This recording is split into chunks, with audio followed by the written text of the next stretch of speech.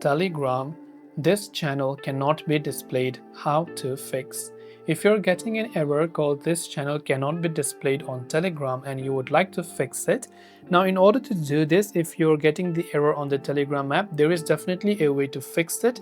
But in order to fix it, instead of using the app, you have to simply open your browser and log into your browser version instead, that is web.telegram.org.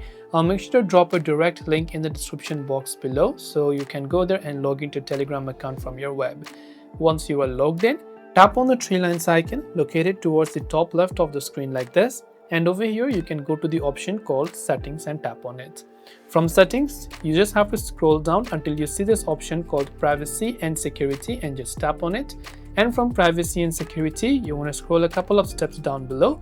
You'll find the option called sensitive content, and this option might have been unchecked. So currently filtering is enabled on your account. That is why you're not being able to access some of those channels. So you have to turn on this and disable the filtering, and now you'll be able to gain access to the previous channels where you were not allowed.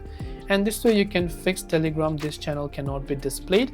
I hope that this video helped you out. If it did help you, make sure to leave a like and subscribe to the channel.